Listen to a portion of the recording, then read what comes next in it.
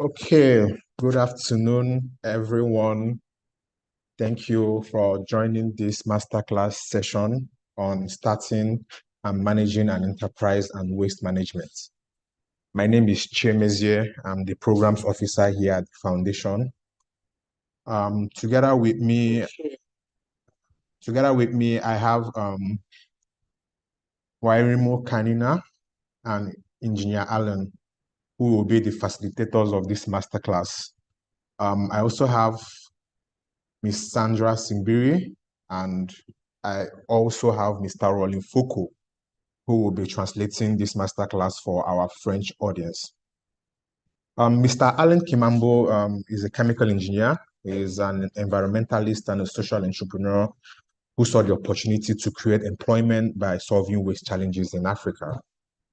Currently, Alan is a co-founder and CEO of Zaide Recyclers Limited, which is a tech-enabled social enterprise in Tanzania, which has also developed the Zaidi app to help people and organizations sort and recycle easily. He is also the founder at Taka Niajira Foundation in Tanzania and Uganda. He is the chairperson at Tanzania Recyclers Association and the founding member of TZ Startup Association. He is also a member at Solid Waste Technical Committee. Alan has worked at the managerial level with two multinational companies, Unilever and Bolo Logistics, for 8 years and successfully ran and excelled with the tea quality project, Tano Zaidi at Unilever Tea East Africa. He's a winning African Entrepreneurship Award in Morocco in 2017. He also won the Tony Elumelu Foundation Award in 2017 as well, the HFID COVID-19 Challenge Award and SIMP Africa in 2020. During the COVID-19 crisis, Alan and his team at Zaidi designed low-cost face shields from plastic bottles and sold over 10,000 pieces. Now, this has been featured in so many national and international media. I also have here with me Ms. Wairimu Kanina, who is a seasoned, results-oriented business professional with over 20 years of both corporate and entrepreneurial experience. And she has proven creative and analytical skills coupled with resourcefulness and innovation. Now, Wairimu previously worked in consulting and banking in the United States, where she spent several years at Goldman Sachs, which is a leading Wall Street firm. Upon returning to Kenya in 2008, she founded several Kenyan-based companies, including one of the first concrete pole manufacturing businesses in Kenya. So thank you, Alan, and thank you, Wainu, for facilitating this masterclass session. Over to you, Sandra, for a brief introduction, and Foucault as well. Thank you. Thank you, Chimezie. Thank you, everyone, for joining. Good evening. Habari zenyu. We have an East African panel. We're excited. We're looking forward to hearing what they have to share. As I always say, have your pen, have your notebook ready, take notes, ask questions. You know, we're all gearing up for the business plan preparation. So really, we're keen to see you engaging as much as possible. We'll take note of your questions, share them with the panel, and looking forward to the session. My name is Sandra Simbiri. I work with the UNICEF Kenya Country Office and leading on BeGreen here in Kenya. Over to you, Foucault. Thank you to all. Bienvenue tout le monde à cette nouvelle session de Masterclass. Aujourd'hui, nous allons nous entretenir sur comment démarrer et gérer une entreprise de gestion de déchets. Et pour ce propos, nous avons deux facilitateurs. Il s'agit de Allen et de Kamina. Allen, c'est un consultant, un brillant consultant dans le domaine de la gestion de l'environnement. Il a une très forte expérience pour avoir travaillé à Unilever et à Bolloré Logistics. Il est président et fondateur de plusieurs associations en Tanzanie, qui est son pays, et je pense aussi en Ouganda, où il a plusieurs entreprises. Il a été lauréat en 2017 de la Fondation Tenumelou, aussi bien que d'une autre compétition d'entrepreneuriat au Maroc. Donc, ça sera notre deuxième interlocuteur. La première interlocutrice va être Kamina. Kamina aussi, qui a une vingtaine d'années d'expérience dans le secteur de l'environnement. et qui a eu l'honneur de travailler à Goldman Sachs aux États-Unis. C'est une grande entreprise et qui aussi aura tout le plaisir de partager avec nous son expérience. Donc, sur ce, nous allons nous y lancer. Over to you. Merci, Foko. Thank you. Maybe I can ask just Wairimu to give a brief introduction, and then Alan can introduce himself before we go into this to start the session. Thank you all. I'm thrilled to be here and to be part of this. As you heard, my name is Wairimu Kanina, though most people call me Nemo. So I'm giving you license to call me Nemo. I know Wairimu can be a bit of a mouthful sometimes. I was born and raised in Kenya, attended primary school and high school in Kenya, and then got the opportunity to travel to the United States to pursue university education, which I did, and ended up working there for a number of years, as you heard, and also pursued my MBA while I was there. I have done several things. I started out in the corporate world. I've been a banker, I've been a consultant, I've been a number of things. And after a winding story, so to say, I ended up coming home after about 18 years being in the United States. At home, my husband and I started a business, and I'll be happy to talk about that process and to talk about what the last 10 or so years have been. So thrilled to be here and looking forward to this discussion. Thank you.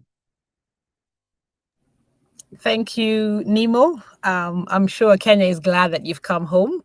Foko, over to you for that translation. Okay, thank you, Sandra. Donc, notre première introductrice, Wamina, qui nous demande de l'appeler Mimo, c'est son petit nom, elle nous autorise à le faire. Donc, elle est née au Kenya et a grandi au Kenya, a fait ses études jusqu'à aller aux États-Unis où elle a passé 18 ans en travaillant dans des grosses banques comme Goldman Sachs. Et puis, ça fait une dizaine d'années, je pense qu'elle est revenue au Kenya et elle a lancé ses activités. Donc, aujourd'hui, elle est très contente de pouvoir participer à cette session en partageant son expérience avec nous. Over to you, Sandra. Thank you, Foko. Over to Engineer Alan, if you can give a brief introduction. You're muted. Please unmute your... Thank you. Okay, thank you so much. Again, Sava, my name is Alan Kimambo, as already, mentioned earlier. So I'm a chemical process engineer, and I run two companies. One is for profit, and another one is not for profit, which is the Zaidi Recyclers Limited, and the Taka Nigeria Foundation, which is more a social arm of the organization. So, of course, I'll tell more information about that. But if you find me any place I go in Africa, I love going to the dump site where all this waste goes, because there is where I feel the real challenge that is affecting our cities, and where that we really need solutions to be, put, and where also business opportunities are arising. So I'll tell more about, my business through the presentation. But I'm an African person. I love, engaging, interacting with so many actors, and mostly the actors who are into the, environment sector. Yeah, thanks so much.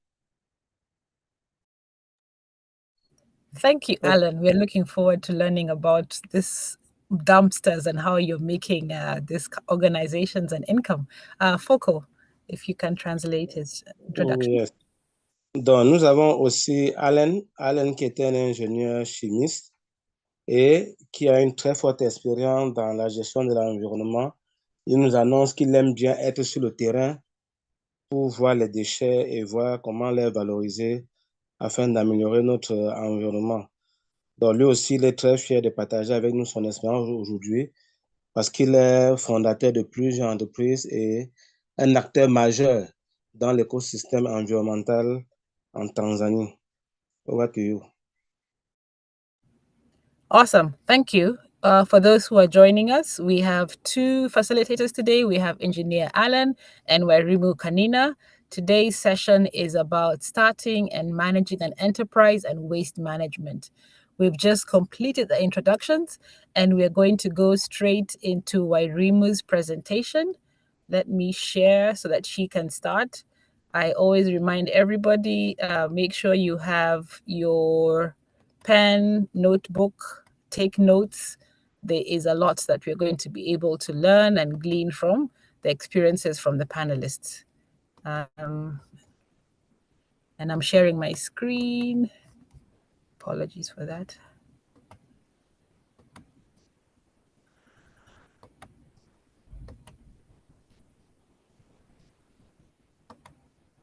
Okay.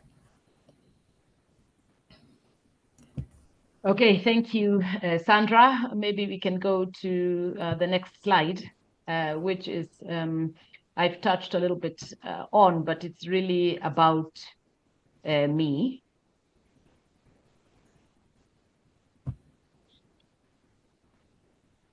Have you been able to? Yes. Does it moved? It's not showing on my side. I don't know.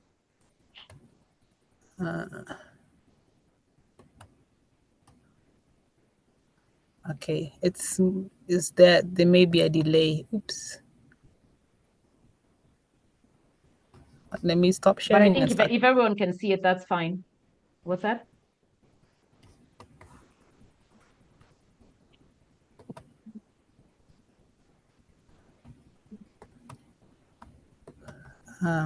Okay. Maybe just start talking as we try to figure out what's going on. Apologies for that. No problem. No problem.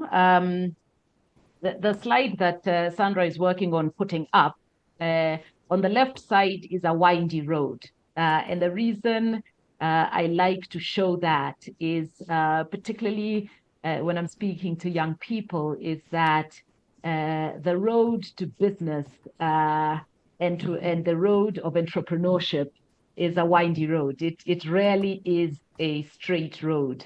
And as you've heard, I started out with a corporate career in another country, and I was gone for a long time, and came back and jumped into entrepreneurship. So when I was in the States, I've worked on Wall Street as an investment banker.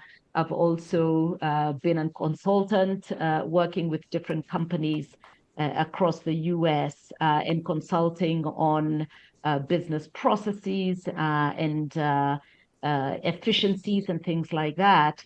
I've also been a marketer where I'm pushing a brand. So I've done a number of different things. And the reason that I think this winding road is important is because at every step, you are essentially building your toolkit. You are putting together a box of tools that will then come in very handy when you are starting a business, or even when you're thinking of starting a business, because what those skills that you acquire along the way do, and certainly what they did for me, is they provide frameworks that then enable you to process information in a way that one is able to then get something off its feet.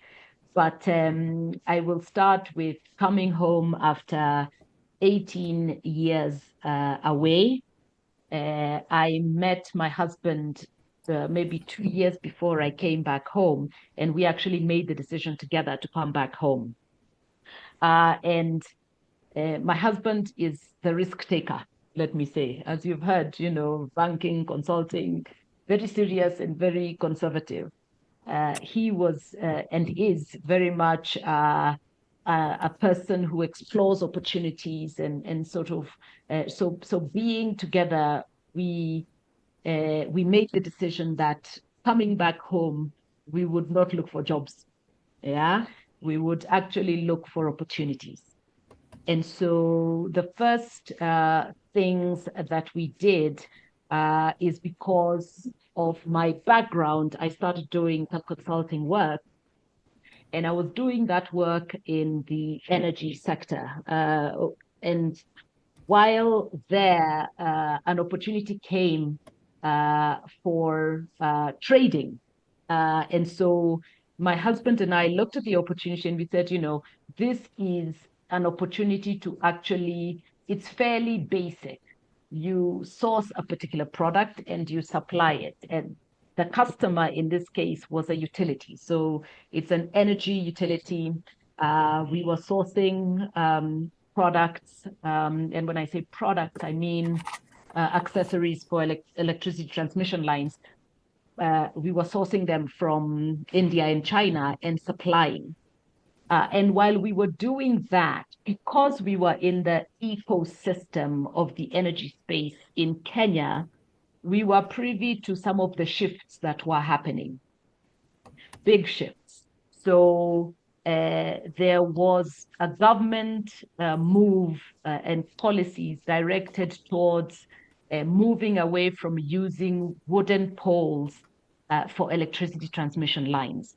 And of course, this was informed heavily by deforestation. If you've looked at any of the statistics, we have less than a quarter of the forest cover that we had in the 70s. And so this was a big concern. So the government was moving in that direction. The main utility, Kenya Power, also partners with foreign financiers. So the EU, the African Development Bank, the World Bank, and they were also pushing Kenya Power to move away from wooden poles. And so there was this opportunity that then emerged for the alternative, and the alternative was concrete poles. And so because this was what was being talked about, we also started talking to people about, well, this is an opportunity potentially that we could go into. And so first, we, spoke to people, sort of understood from a concept perspective what we needed to do. My husband traveled to China and visited numerous factories just to kind of understand what it would take to do it. And in 2012, 2013, we made the decision to make the investment into this business. So what we did is we partnered with a Chinese manufacturing firm. And when I say manufacturing, I mean a manufacturing of the equipment that is used for concrete poles. And we had a build and transfer partnership. So because this was new in this country, there wasn't, we didn't have kind of the technical expertise, so to say, to set up plants like this. We actually partnered with a Chinese firm. So they came in and provided sort of the technology. We, of course, had civil and electrical works that were local. From a financing standpoint, it was a combination of sort of self-funding. So that's equity, but we also borrowed from the bank. So we had some bank debt. And in 2014, we finished construction and started manufacturing. So now by this time, of course, we were not the only ones who were also looking at this opportunity as something that they could go into. And so we were the third manufacturing plant to be established in Kenya. And that was 2014. And by this time, because this is a new product, it was a product that is being used for electricity transmission. There were a lot of meetings with engineers and technical experts to come up with the specifications and all this. And so we were then certified in late 2014 to be able to manufacture poles according to the Kenyan standard. So we've been doing that now for over 10 years, about 10 years, just a little over 10 and a half.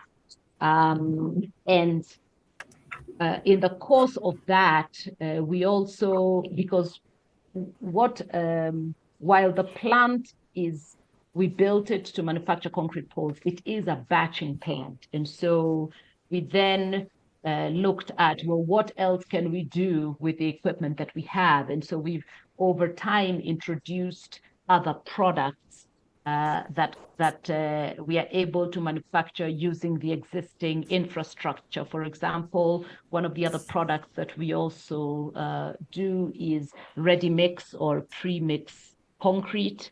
For construction, we also do other concrete products like pre-stressed beams for slabs.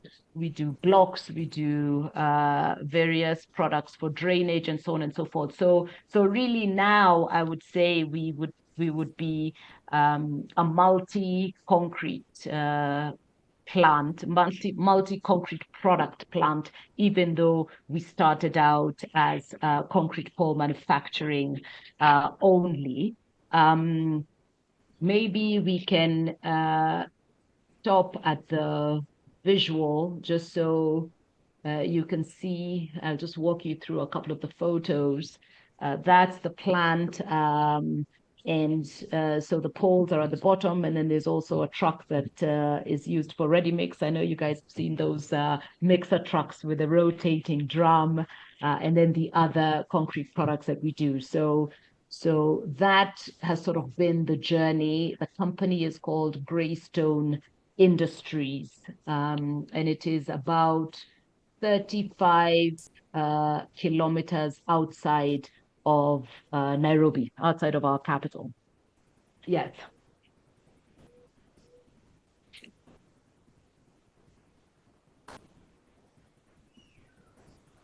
So perhaps maybe some translation can happen at that point, or? Yes, please, Yes. Coco, can you quickly translate that? Thank you. Yes. Ok, thank you. Donc, Wamino a commencé par se présenter. Elle nous a dit qu'elle est née au Kenya, elle fait ses études au Kenya avant d'aller aux États-Unis où elle a passé 18 ans aux États-Unis. Donc, pendant qu'elle était aux États-Unis, elle a eu à faire plusieurs activités. Elle a été consultante, elle a travaillé à la banque. Elle a vraiment fait plusieurs activités avec son mari aux États-Unis avant de décider de rentrer au Kenya il y a environ 10 ans. Et une fois au Kenya, elle et son mari ont pris la résolution de ne pas chercher un emploi. Donc, ils ont dit qu'ils vont être des entrepreneurs. C'est comme ça qu'ils ont commencé par se lancer dans le trading. Le trading, ça veut dire dans le domaine de l'énergie. Donc, ils ont commencé à aller en Inde, acheter les outils, le matériel électrique pour approvisionner la compagnie d'électricité du Kenya. Donc, de fil en aiguille, l'État kenyan a mis en place une politique, une loi qui demandait qu'on n'utilise plus le bois comme poteau pour le transport de l'énergie. Il fallait utiliser les pylônes en béton. Donc, pour eux, c'était une opportunité qu'ils n'ont pas hésité à saisir. Donc, c'est comme ça que son mari est allé en Chine pour visiter les potentiels partenaires. Arrivé en Chine, il est tombé sur une entreprise chinoise qui avait cette technologie et ils ont signé un partenariat pour que cette entreprise vienne au Kenya installer leur usine de fabrication de poteaux en béton. Donc, voilà comment ils ont signé un contrat de construction et de transfert de technologie. Donc, les Chinois les ont aidés à installer leur usine qui était la 3e usine de la sorte au Kenya. Donc, ils ne sont pas les premiers, c'est les 3e à se lancer dans le secteur. Et c'est comme ça que depuis, bon, elle a donné les dates 2012, 2013, 2014. Je pense que l'usine s'est finalisée en fin d'année 2014. Et à la date d'aujourd'hui, ça fait 10 ans qu'eux, ils sont dans le secteur. Ils font donc les pylônes en béton. Et avec l'expérience, ils se sont aussi lancés dans d'autres outils en béton, comme vous pouvez voir sur l'image actuellement. qui peuvent servir au-delà même d'électricité, même sur les routes. Donc, ils se sont lancés dans pratiquement l'industrie du béton. Voilà où ils en sont aujourd'hui, dans une industrie qui fait dans la fabrication des matériaux de construction en béton. I think it is all. Thank you. Thank you, Foko. Nemo, we can continue from there. Thank you, Sandra. Of course, I think most of us, particularly in the world as it is today, have got to focus on where we can introduce recycling, introduce green processes in our businesses. I don't think as entrepreneurs we can afford to ignore that. Our planet is too precious for that. So on our side at Greystone, the efforts that we have made in that line are the fuel, for example, that we use for our boiler. Instead of using wood or coal, the boiler is actually fueled by macadamia shells. And so we go around to factories that process macadamia nuts, and we actually buy shells from them. And that's what fuels the boiler. And you'll be interested to know that macadamia shells actually have a pretty high heating value. They have low ash, they have low smoke emission. And so from that standpoint, it works well for us. In the process of manufacturing our poles, we also have concrete slurry, which is kind of the concrete waste that comes out in the process of production. And what we do with that slurry is we actually use it in the factory to level out different parts of the factory area. So for example, like where we store our poles or where we store our raw aggregates, we will use the slurry to level those. So it's not like we're disposing it. We're actually using it as part of the recycling process. Another thing that we do is there are instances where the pole that is manufactured is not up to spec. So maybe something has happened, or maybe it gets damaged in the process of production. Maybe it gets damaged in the process of handling, and therefore cannot be used for the purpose for which it should have been, which is electricity transmission. And so what we're doing there is we then, I don't know if Sandra can go so that we show that visual, but we are making recreational benches from some of the offcuts of the poles. So just, and that we're able to distribute to people. But the other thing is we are also using them for G-codes. So the concrete has a high heat retention property, and so we are able to actually use some of those cutoffs for G-codes. Our factory is located in a fairly rural, I said it's about 35 kilometers outside of Nairobi.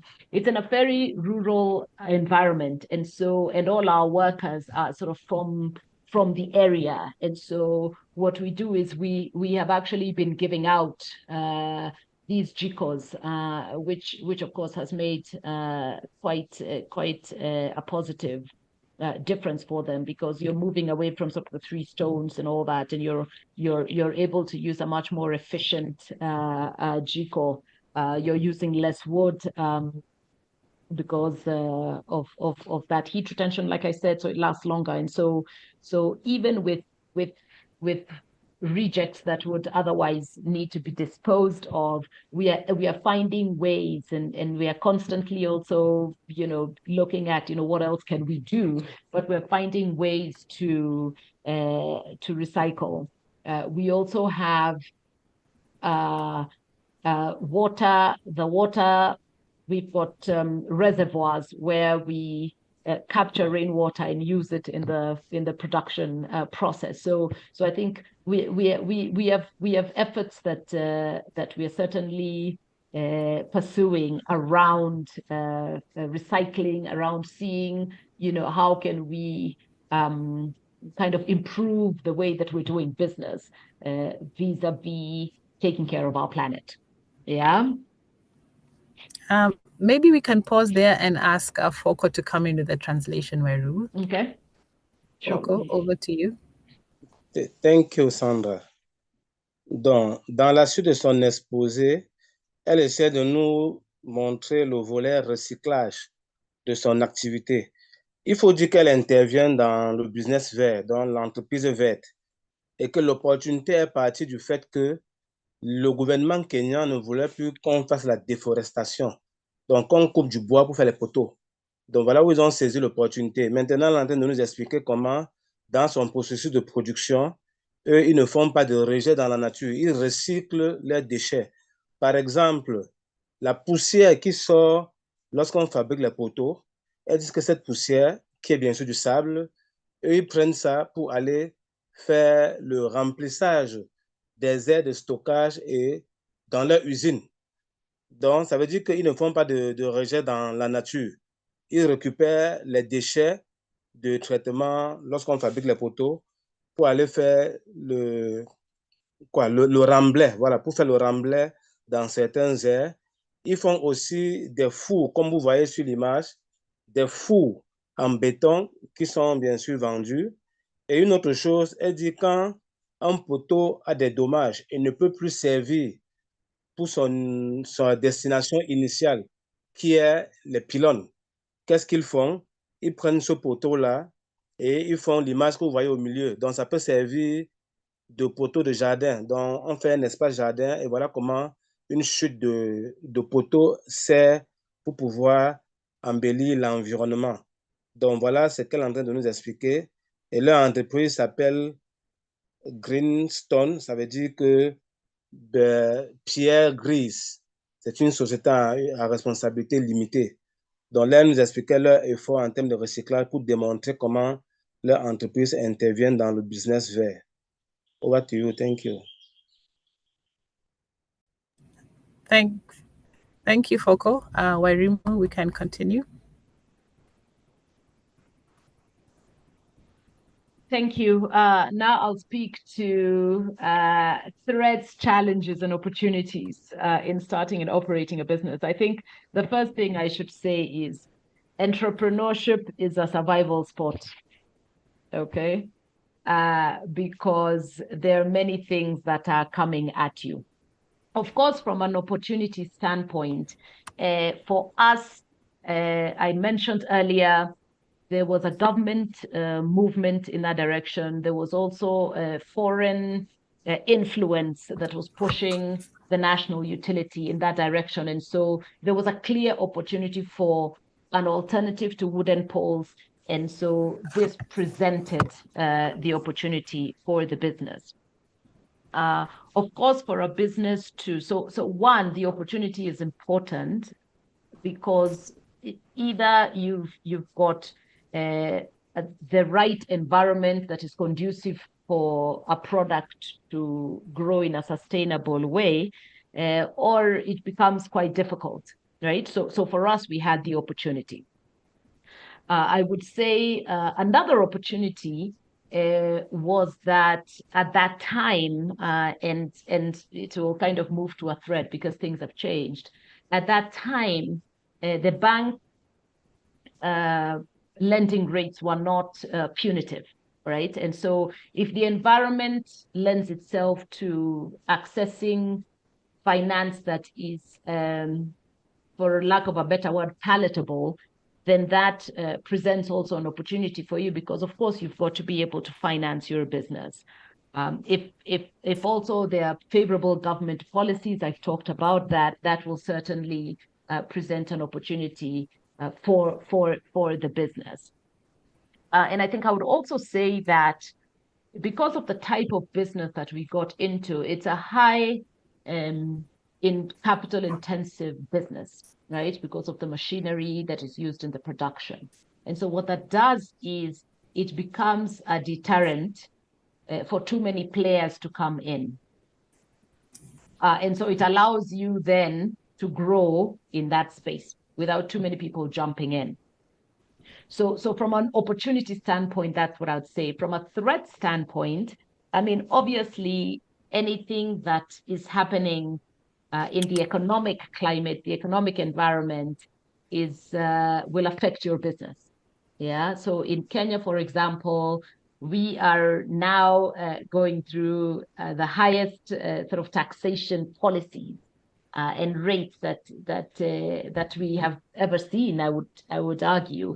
And so a lot of businesses are suffering in that way. So a lot of new taxes have been introduced, and a lot of taxes that were existing have also been raised, right? And so that certainly will affect your business.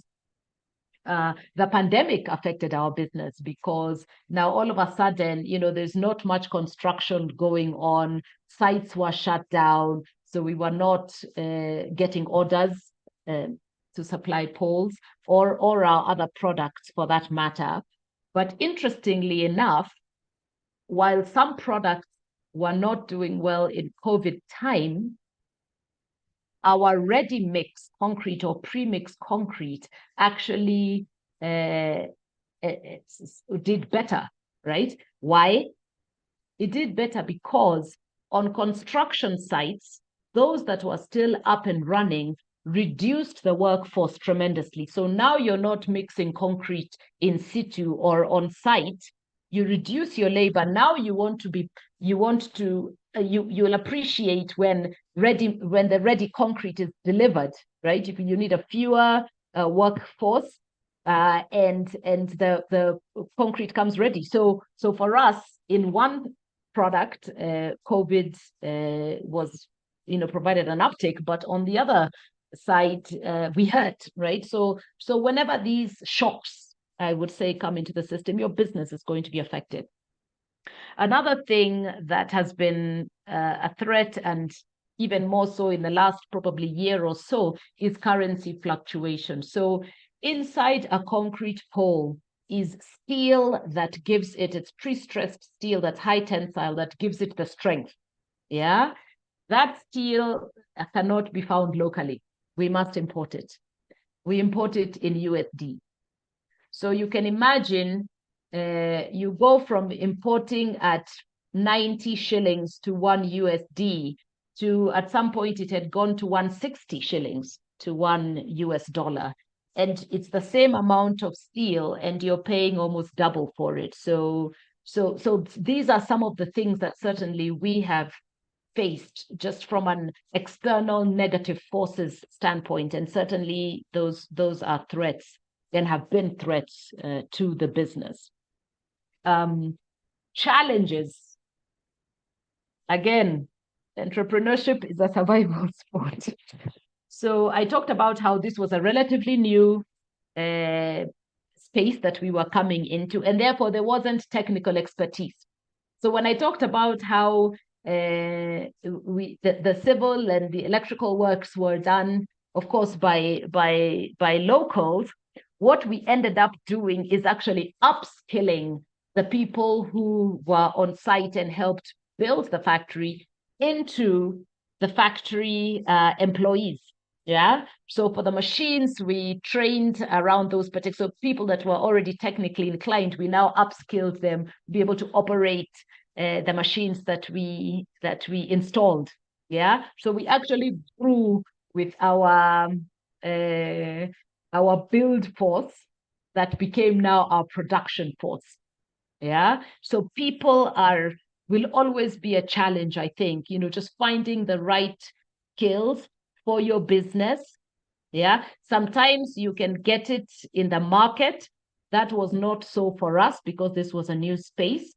And sometimes you're going to have to actually build it in-house, and that's what we ended up doing. So I think human capital can be a challenge when you're starting a business, and certainly as you operate your business. And I think as we have grown, what you find is that not everybody buys into your vision. So you as the entrepreneur, you as the owner of the business, you are the vision holder of the business. So you know where you want to go, you know the standard of product that you want to put out, you know what your targets are and what your goals are. And it can be a challenge to find people who will get on board with that vision, right? Because the reason you want people to buy into the vision is so that you're all aligned in terms of where you're going. And so we've struggled with that. Some people buy into the vision, some people don't, and you'll find that sooner or later those who don't buy into the vision will actually have to exit the business. So human capital, I think, on all fronts is always a challenge. But also one of the things that we have sort of struggled with over the years is also corporate governance, right? So putting in systems and processes. Yeah. There's a wise man who once told me he doesn't trust people, he trusts processes, he trusts systems. And I understood now I understand precisely, what he meant, because you start out the business probably wearing very many hats. So Nemo was the manager, I was the accountant, I was the marketer, I was procurement. So I was all those things, because when you're starting out, you're trying to first of all make sure that what you want from your business is clearly identified. Then you start bringing people on board to help kind of fill those seats, so to speak.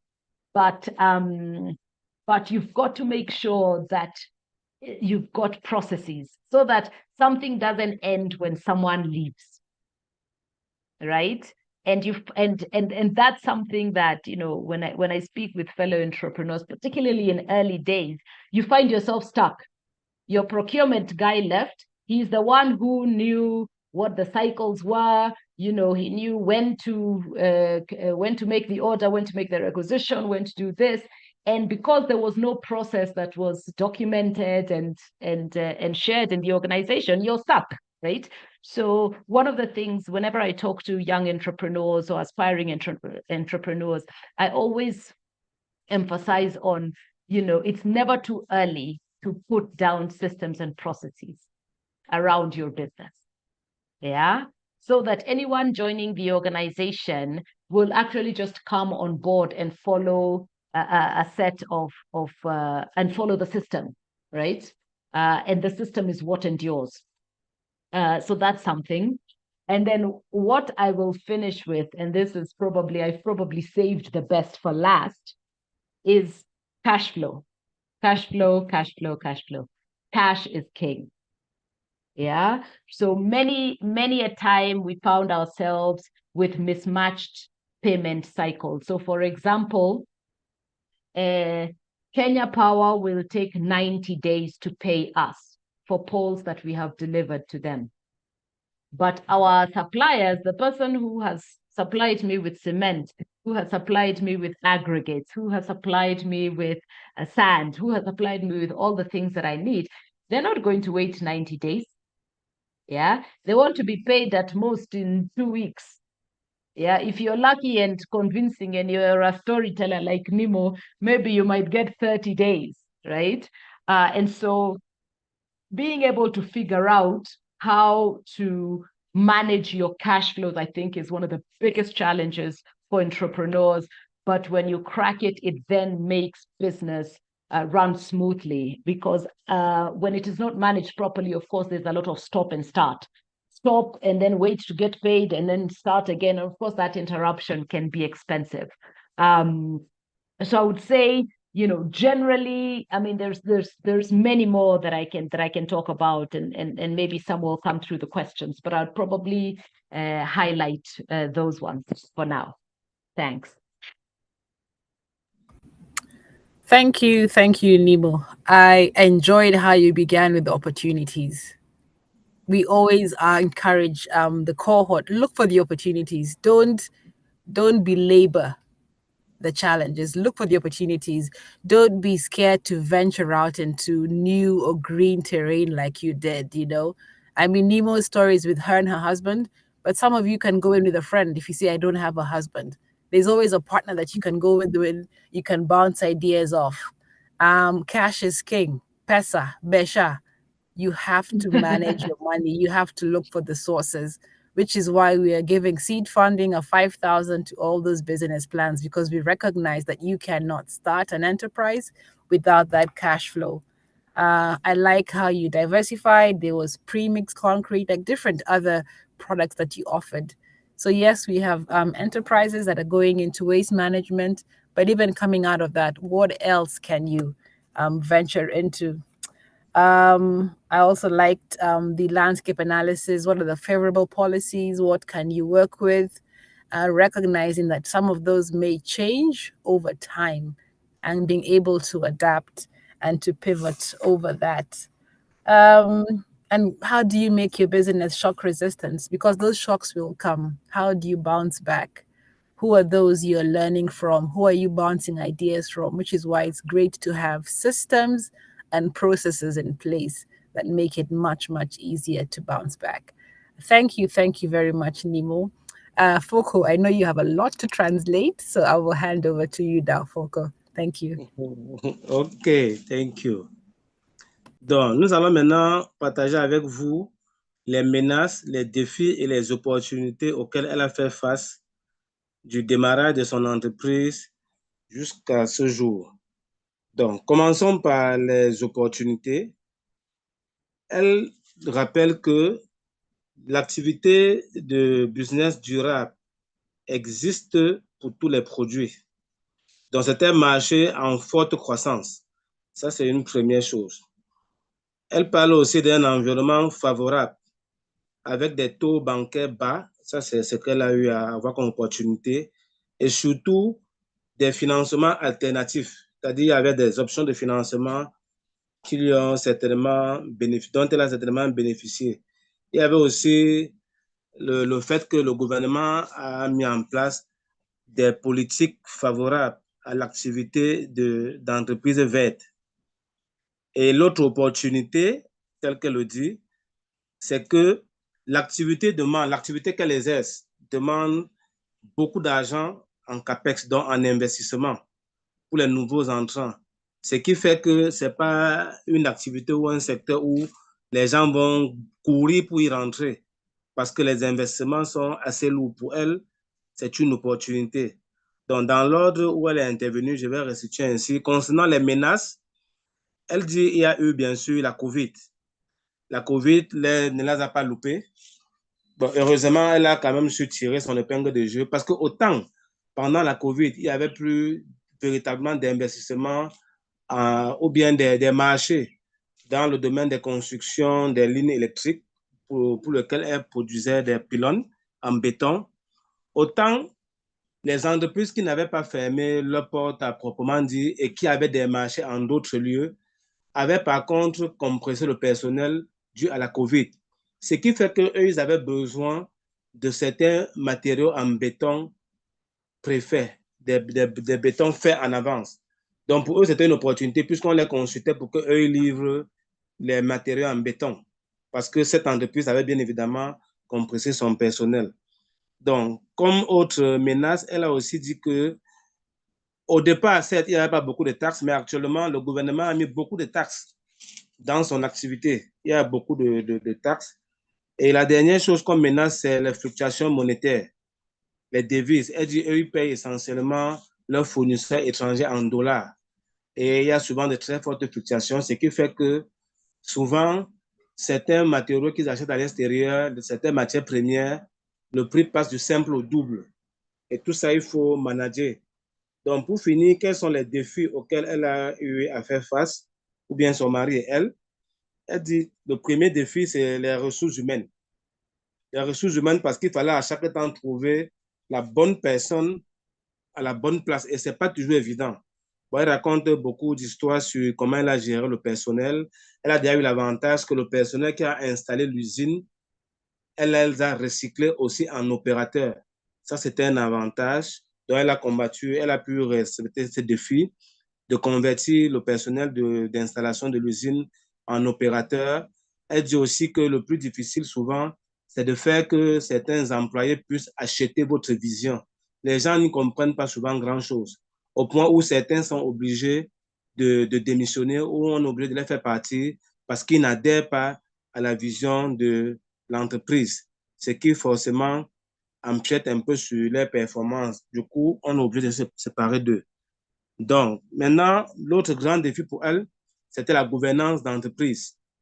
Parce qu'elle dit il y a eu un enseignant qui lui avait rappelé que le secret dans une entreprise, c'est le process et le système. Et ça, elle ne comprenait pas toujours au début. Mais quand elle voit comment, dès le départ, elle a été directrice marketing, elle a été vendeuse, elle a été opératrice, c'est elle qui gérait la fiscalité, les achats et tout, ce n'était pas vraiment évident.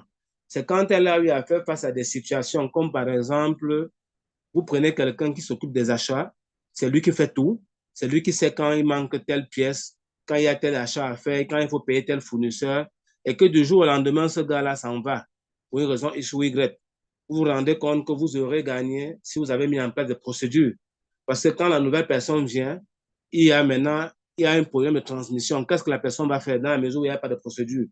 Donc, elle dit le conseil qu'elle donne à toute personne qui veut se lancer en entrepreneuriat, c'est de mettre en place des procédures qui permettent que tout le monde peut travailler à n'importe quel poste parce qu'il va juste respecter les procédures.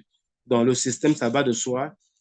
Il faut mettre en place un bon système pour ne pas tout focaliser sur soi-même. Et pour finir, cash is king, c'est-à-dire c'est le cash qui est le roi. Les espèces, c'est le roi. L'argent, c'est le roi. La trésorerie, c'est le roi.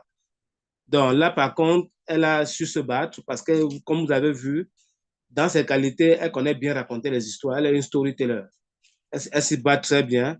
Et elle dit que ce qui se passe, c'est que leur principal client, qui est la compagnie kenyane d'électricité, leur paye 90 jours, après 90 jours. Mais il se passe que vos fournisseurs ne vous accordent pas plus de 2 semaines de crédit. Alors, qu'est-ce qu'il faut faire? Elle dit, malgré sa brillance, avec son leadership, elle réussit à négocier jusqu'à 25 jours. Mais même jusqu'à là, ça devient un défi parce que vous avez en face des gens qui vous demandent de les payer après 25 jours, alors que vos propres encaissements, c'est 90 jours. Donc ça, c'est un gros défi que vous devez challenger. Et avec un brin de souris, elle ne fait que répéter que l'entrepreneuriat, ce n'est pas l'ami de quelqu'un. L'entrepreneuriat, ça ne blague pas. Over to you. Thank you. Thank you, Foco. I'm smiling because cash and king is still cash and king in French. So it really shows the importance of cash for any business. There's 2 more slides from my Rumus presentation before we switch over to Alan on his. So allow me to show. So before you play it, Yes. Go ahead.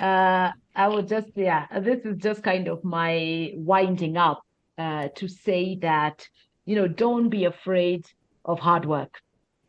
Be ready to put in the long hours because, if you want to start your business and you want to run your business, you're the vision carrier.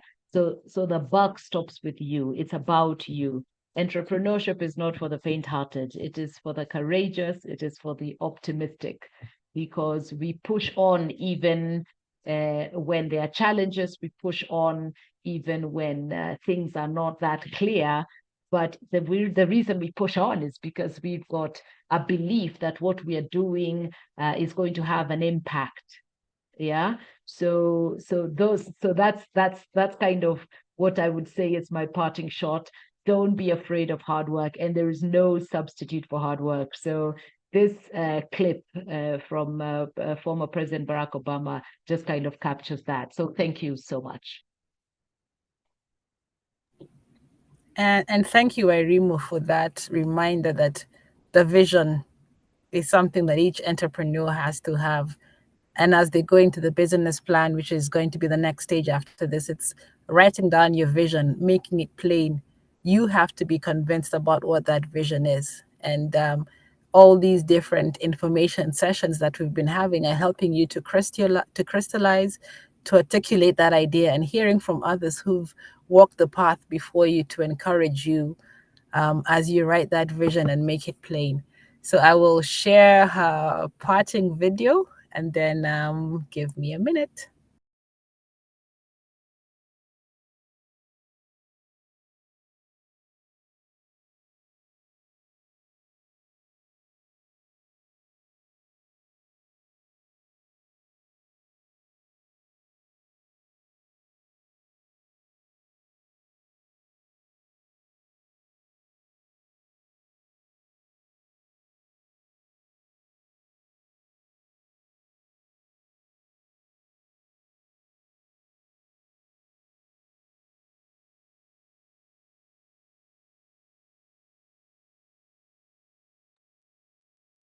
I don't know if people can hear it. I can't hear it on my side, Sandra. Yes, there is no sound, please.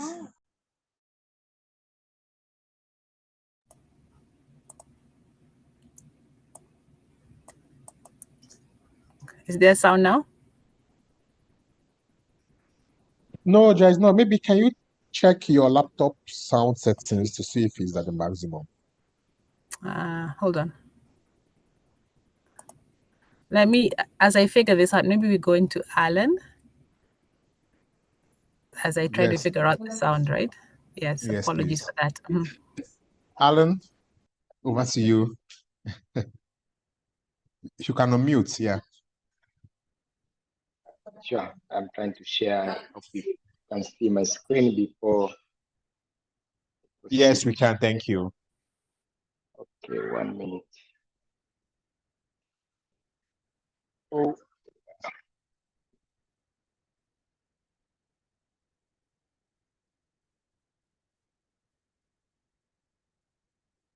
Okay. Yes. Thank you, Wairum, for very great presentation.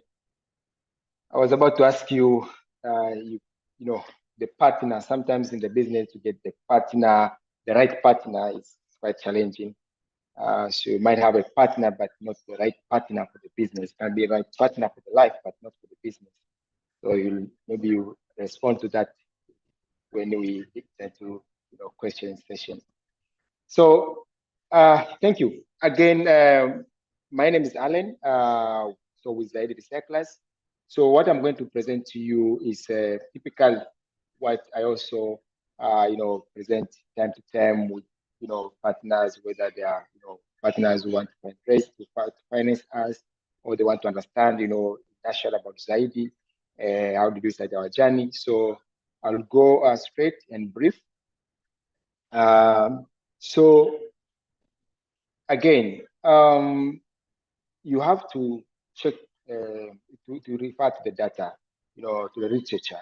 If you want to solve, most of the problem that you see, you might see the problem, but you need to just check through the data. What does the data or just say about it? So if we are talking about waste management, if you go to most of the dam sites in Africa, this is the situation that you find. And this situation tells you a lot of questions. You go to Dandora, go to dam site in Tanzania, go to dam site in Uganda. Most of the cities in Africa, probably some of the cities in Asia as well, you find that they have this kind of situation where waste pickers try to capture value from the mixed waste. You see animals as well, trying to find that pizza, burger, and all these waste that is being generated. A small, burning of waste, and this is just the dam sites are the industries, to generate methane, and that methane contributes to the global warming. And now there's a lot of movement, to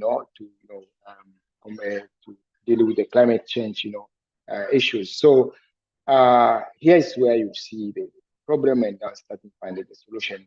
But the data said that most of the cities, in Africa, most of the cities, less than 80 to 90% of waste is not collected, and of course only 20%, less than 20% is covered for recycling, and what is collected mostly is collected by the marginalized informal waste pickers, as you can see, and these informal waste pickers are almost 1%, of the city's population. And if you're talking about the transition to circular economy, people, most of the data, they're saying that the circular economy can create more than 6 million jobs, globally. So, mean that is opportunity. But again, if you look at the area of data, there is no proper data collection system in the sector, which can help to have a sustainable circular economy. The circularity, of course, circularity operation or undertaking, or there is also, you can't even come up with the proper extended producer's responsibility, or even have a very effective policy, a framework of policy design or other kind of regulations, which are really touching the bottom of the problem or the pyramid of the problem, just because there is no quality data. And with this kind of situation, you find that even the quality of the material that is collected here is poor. The value in terms of money, you cannot sell it at a higher price. The industries, find a way to find other means of getting the raw material than just, buying the one which are low quality. And there you find that these industries are probably lacking enough and the quality, the raw material. So, and this becomes an opportunity. And of course, in 2015, we saw an opportunity where some of these companies, they were trying to import, waste, from outside the country, and specifically for this, presentation, from the opportunity that we saw, they were importing, waste paper from, Dubai, and some of them from India, and at that particular moment, I was working with the Bolloré Transport and Logistics. So I was a quality officer.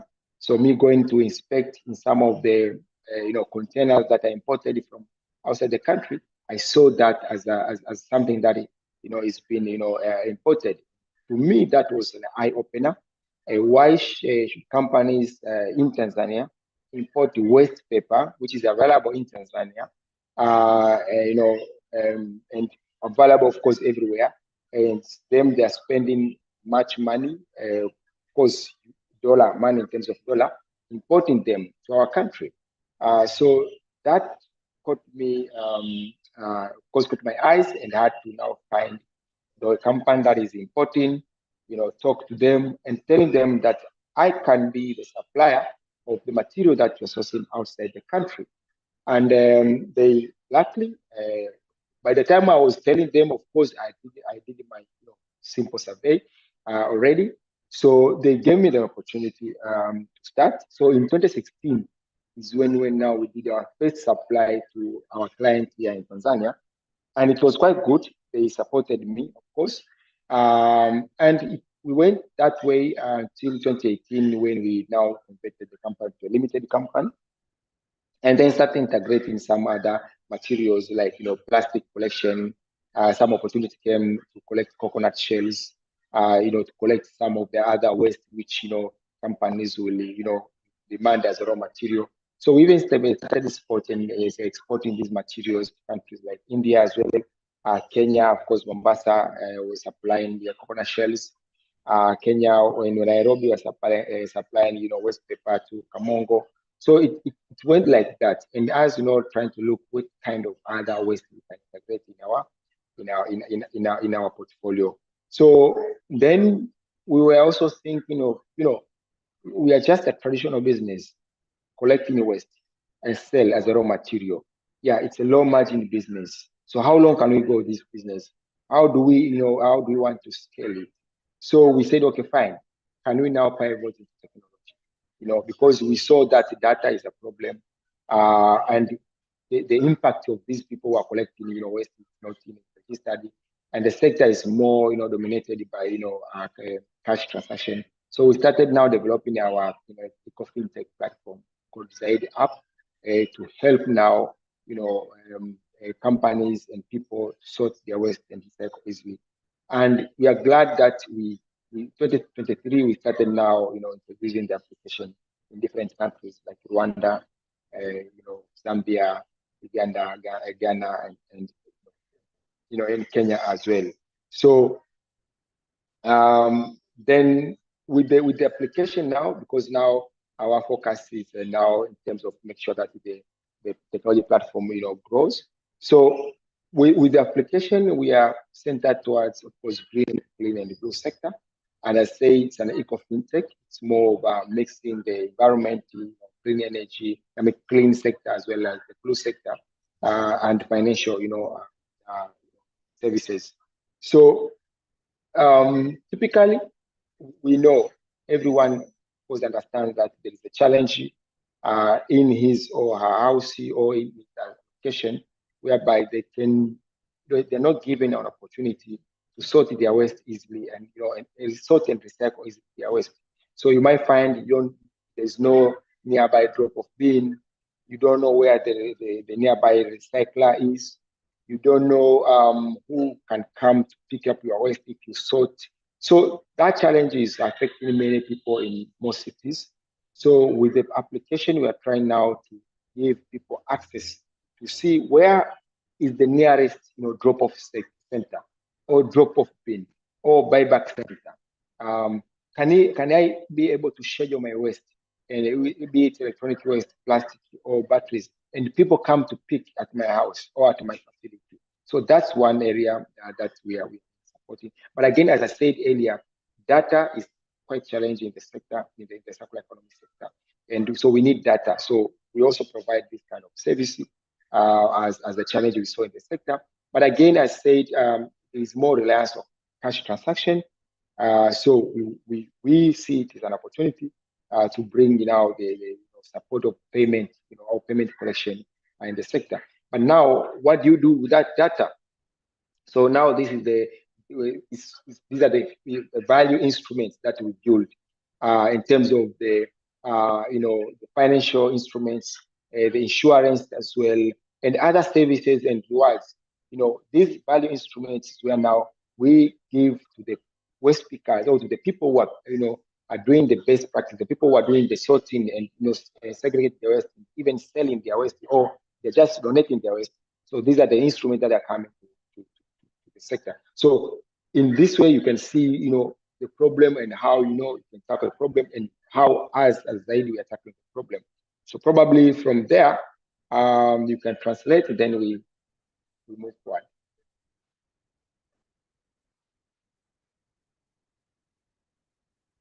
Hello. Hello. Foko, can you translate this part? Thank you. Yes. Can you go back with the slide, please? Donc, nous sommes maintenant autour de Allen qui nous partage son expérience. Il a commencé par nous expliquer la problématique. Donc, comme vous le voyez sur cette image, c'est le schéma que nous avons dans toutes nos grandes villes en Afrique. Ce sont les dépotoirs d'ordures qui ne sont pas traités. Donc, ça, c'est le schéma que lui-même, il a eu à constater. Et comme statistique, il nous dit il y a environ 80 à 90% de nos déchets des villes qui ne sont pas collectés. Donc, ça veut dire qu'on les déverse dans la nature, puisque ce n'est pas collecté de façon ordonnée. Il dit qu'il y a plus de 20% de ces déchets qui sont, par contre, quand on les déverse dans la nature, dans les dépotoirs, il y a 20% qui sont collectés et traités par des ramasseurs d'ordures non répertoriés. Donc, ce sont des gens qui se débrouillent. il dit aussi que seulement 10% de ces ordures sont recyclées. Et pour lui, la transition à l'économie circulaire peut permettre qu'on crée environ 6 millions d'emplois globalement d'ici 2030.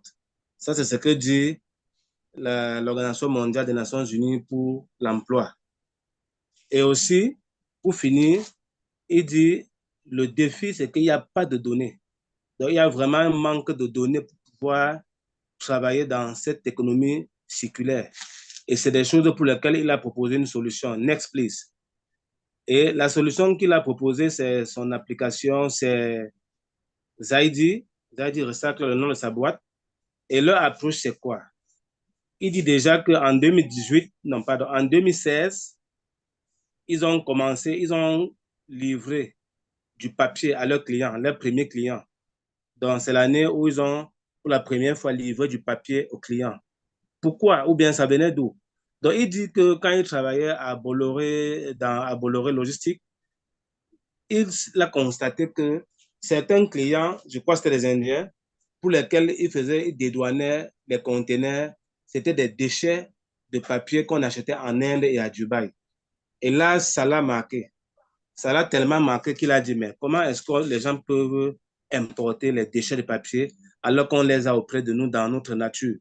Voilà donc où il a commencé à travailler sur son projet, au point où en 2018, il a créé une SARL. Il a enregistré son entreprise formellement, une SARL. Et cette SARL continuait toujours à ramasser les déchets de papier pour livrer aux fournisseurs qui recyclaient le papier sur place. Voilà comment ils en sont arrivés entre 2020 et 2021 à commencer aussi à collecter les déchets de plastique, les déchets de noix de coco et beaucoup d'autres déchets.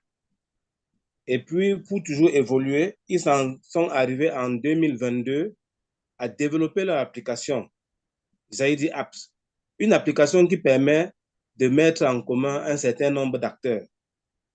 Et de 2023 à aujourd'hui, leur application est disponible dans plusieurs pays. On a le Kenya, le Rwanda, la Zambie, l'Ouganda, le Ghana et bien évidemment la Tanzanie. Donc voilà comment leur approche de résolution du problème qu'ils ont eu à constater. Next, please. Ce qui fait que dans leur application, ils mettent ensemble un certain nombre d'acteurs, comme par exemple une base de données des collecteurs de déchets. Donc, c'est un peu comme une bourse de collecteurs des déchets, une banque de collecteurs de déchets. Ils mettent ensemble, ou bien ils rendent accessible l'information sur la disponibilité des déchets, qui est bien sûr mise par les ménages, afin que les collecteurs passent les retirer. Donc, voilà comment il a créé une application qui permet d'avoir un certain nombre d'informations fluides. Et cette information est bien sûr exploitée en d'autres lieux. Next, please. Donc, cette information est exploitée. Donc, pourquoi maintenant son application? Son application permet de donner déjà l'accès aux ordures, permet de collecter les données. Donc, ça permet qu'il crée donc une base de données. Parce que comme vous l'avez vu au départ, il a dit, s'il y a les informations à temps réel ou bien assez d'informations sur le secteur, ça va permettre de créer des emplois. Donc, et bien évidemment, les paiements se passent aussi par l'application et il y a comme une certaine justice parce que les collecteurs sont bien rémunérés et ils sont tracés. Avec l'avantage que, comme c'est une application, eux, en arrière-plan, ils ont énormément de données. Donc, voilà déjà un problème qu'eux, ils ont résolu. Donc, voilà globalement ce que fait leur application. Ça permet aux collecteurs de pouvoir s'organiser, d'aller collecter les ordures et les trier. Ça permet de favoriser l'économie circulaire parce que les populations mettent à disposition l'information sur la disponibilité de leurs ordures afin que les collecteurs viennent les collecter. Et bien évidemment, il y a les paiements qui sont transparents, ce qui permet aussi de créer une justice en termes de collecteurs qui ont accès à des paiements, à l'information, et ça crée toute une dynamique. C'est pour ça que vous avez vu, il est en train de se déployer pratiquement dans toute l'Afrique progressivement. Okay, good. Over to you. Yeah, thanks so much. So now, if you look at the services that we are offering, because of us being the sector like for a number of years now and growing. So we are now offering consultation in the area of waste and circular economy. So getting money from that aspect. But we are a waste recovery company where we are now collecting waste paper, plastic, actually now we have paper batteries, electronic waste. But we're also offering payment solution, which is the garbage fee collection services. This is for the companies that are going to collect waste from the households, but they don't have they also use their employee to go manual and ask for money for the payment. So we are using our application to support these companies to collect their waste. Again, we are supporting these small companies that are now collecting waste. They want to track their data. They want to see the impact. So we are also giving them service with our software as a software as a service. And then, when I was talking about the eco-justice, the benefit of the data that we collect. So these are the solutions that we are providing. So the data that is used to support the extended producer organization to have a transparent way of supporting the waste pickers directly, apart from what is happening right now where they just are supporting a few recyclers, but the most waste is collected by the waste pickers. So we are giving them an opportunity to see who exactly pick that waste and how they can support them directly. But again, we are building the micro insurance service from the data to the former waste picker. But again, we are also bringing the culture of saving and the micro loans into the thing. So these are the value added services from the data that you are collecting in the circular economic sector. Also, so these are the design of the product that we have already designed, and we are discussing with some telecommunication company for this. This is the insurance service product, as well as this is the e-waste collection service, whereby we are working with the if you go to different countries, we are working with the local company that collect this waste. But if we are in Tanzania, we are the one that collect this e-waste from the customers, and from where they also drop off in the right bins. So we're going to collect it. But in the other countries, we work with the local companies there to collect those waste and send them to the recycling sector. Yes, we have we have some few revenues, of course, growing customers and impact as well. Yes, we have been able to cross over border to Rwanda, selling the part of our solution. We have some few MOU. We have some few partnership as well, in Tanzania and outside Tanzania. Yeah. So I think I'll end there in terms of the presentation. But I want to reiterate. But again, you can do a translation. Then I go to some few challenges, opportunity, and rates. Yeah. Okay. Next, please. Okay, good. Donc, voici en fait les produits qu'ils mettent sur le marché. Il y a par exemple le conseil en traitement des déchets, d'économie circulaire. Donc, il est consultant dans le domaine de l'environnement et l'économie circulaire et les déchets. Ils font aussi la collecte des déchets de papier, de plastique, de coquilles de noix, coquilles de noix de coco, les batteries des voitures et tout ce qui est déchets électroniques. Ils font aussi les paiements, les souscriptions des collecteurs et leurs paiements, aussi bien qu'ils ont mis en place un système de collecte des données qui permet de procéder dans la gestion des données d'ordures ou de déchets. Next, please. Yeah, so this part, yes. OK. Donc, maintenant, comme vous avez vu, ils ont parlé d'éco-justice parce que les données qu'ils ont permettent qu'eux puissent avoir une certaine transparence et qu'ils supportent un métier comme celui de collecteur. Parce que les informations qu'ils mettent à disposition des professionnels permettent qu'ils sachent qui collecte quoi et où. Et voilà comment il y a un soutien entre les professionnels et les collecteurs. Ils ont aussi mis en place des services à valeur ajoutée comme la micro-assurance et la micro-santé, comme une culture d'épargne et un système de prêt. Next, please. Yeah, I think should end there. Then we go to challenge and threats. And then we can like do side by side. When I speak about the challenge, maybe we can translate, you know, at the same time. I think that's okay. I'll just go slow. It's okay with you. Yes, it's okay. It's okay. Fine. Okay. Thank you. So I'll go to maybe I start with the opportunities again. So yes, apart from the problem that we see, but there are opportunities already. There is a lot of discussion on the issue of climate change, and we have seen some of the East African being impacted with a lot of floods. So that drives, you know, more people to think about the solutions of what waste management in Africa.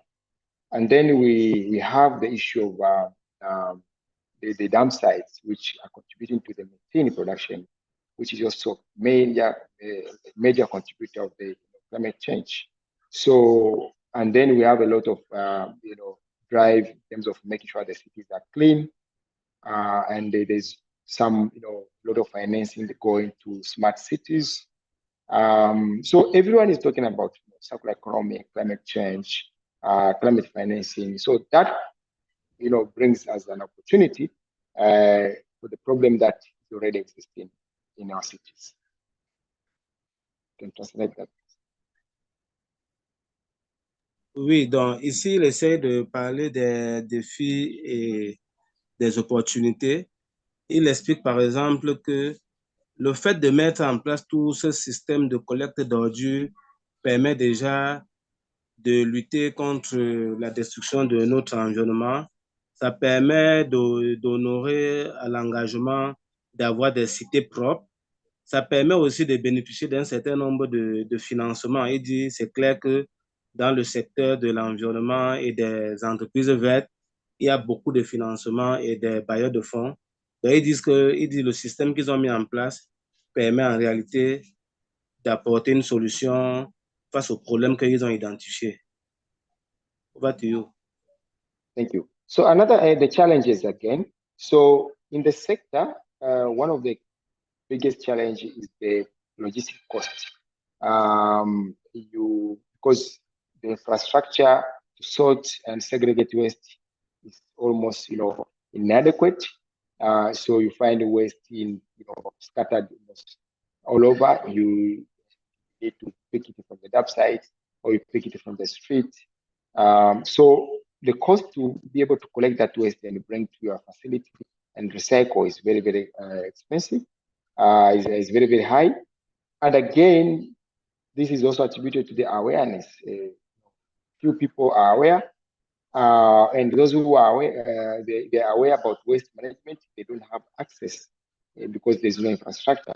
And then there are most cities, they don't have sustainable policies, which can drive all these kind of turn these challenges to become a solution. So these are the most challenges which are affecting the sector. How about you? OK. Donc, il dit l'un des grands challenges qu'eux, ils ont à résoudre ces problèmes de traitement des déchets, c'est bien sûr la logistique. La logistique parce que les endroits où il y a les ordures ne sont pas accessibles. Il faut des matériels adaptés pour pouvoir y accéder afin de pouvoir collecter les déchets là où ça se trouve pour les amener dans leur base pour le recyclage. Donc, voilà l'un des défis énormes que lui tient à relever et qu'on rencontre dans ce type d'activité. Over to you. Thank you. And if I have to speak about the threats, I think as spoken earlier, cash flow is also one of the big challenge, especially in the business where the margin is very, very small. Because if you are engaging into buying of waste and sell it as raw material, you definitely make small margin. You all depend on the volume to be able to get to get your good profit. So cash flow is very, very challenging, and especially when you have clients who kind of pay earlier. So you'll always struggle. Starting is very easy, but again, make sure that you manage your cash flow. It's quite challenging. And another thing is the global market price always fluctuating. It happens when there is COVID, it's a problem. When there is Ukraine war, it's a problem. When you have a Suez Canal, blocking ships from going to, those countries, the shipping cost goes very, very, rises. And then for you, it's a problem. When you have dollar, dollar becoming, stronger than the local currency time to time, it's also a problem. So those are the threats which are coming in. And when their policies change, probably China, say that we are not accepting maybe West from certain countries, then for you or crashing. So these are the challenges that are affecting the sector. So if you are able to navigate, these challenges, you'll be successful in this sector. So that's it. Over to you. Donc, comme menace dans l'activité, il y a bien évidemment toujours le problème de cash. Le problème de cash parce que le plus souvent, les clients qu'ils ont ne payent pas à temps. Ils ne payent pas à temps alors que vous avez à la source des fournisseurs qu'il faut toujours payer tôt. Il y a toujours le problème de fluctuation du dollar qui n'est pas facile à maîtriser. Il y a aussi les difficultés de collecte quand il y a des jours fériés. Quand il y a des jours fériés, dont l'activité dans la ville n'est pas toujours comme eux ils estimaient. Tout ça, ça fait que l'activité n'est pas toujours évidente à gérer au quotidien. Over to you. Yeah, thank you. That's all from me. Welcome all to join the sector. There's always opportunities. The best way is to create a product and sell in the same market. That would be the best way, because we need products from West, like people who are building the roof, people are building tiles from West, people are building plastic poles, plastic timber, plastic, and people turning paper to paper products, turning organic waste to organic products like fertilizer, the insect feed protein, so metal to different, like steel, to steel products. So there is an opportunity when you go into that conversion. But when you stay in the West sell as a raw material, yeah, you'll always struggle with the margin. But still, you can start small and grow. So the sky is not the limit anymore. You can grow anywhere you want. Thanks so much. That's all for me. Okay, let me translate, please. Okay, Yes. donc il nous dit que en fait, pour finir, l'activité a beaucoup d'opportunités parce que eux ils réussissent à approvisionner les gens qui font dans les produits à base de papier recyclé, les gens qui font des produits à base de plastique, des déchets de plastique. Bref, il dit le marché est très large. Le seul secret, c'est qu'il faut commencer doucement. Et puis, l'activité va grandir progressivement. Donc, voilà ce que globalement, il donne comme conseil. Il dit qu'il y a beaucoup d'opportunités dans cette activité et ce serait toujours intéressant pour les uns et les autres d'y rentrer. Thank you, what do you? Okay, thank you so much, Foucault. Warimo, and I don't know, in one minute or in one sentence, can you just give us one key insight or one key takeaway that you want our participants or our learners today to take home? Yeah, for me, I tell everyone, don't think twice if you want to start. Just that's the only way to become successful. That's the only thing I can say. Just start. Thank you so much for that, Alan. Ok, le conseil que Alain nous donne pour la route, c'est que vraiment ne réfléchissez pas 2 fois. Il faut vous lancer. Il faut juste se lancer. Il ne faut pas réfléchir 2 fois. Parce que tout à l'heure, il a dit, il n'y a que le ciel qui est la limite. Rien ne va vous arrêter. Lancez-vous. Over to you. Thank you. Warimo, any key insights for our learners today?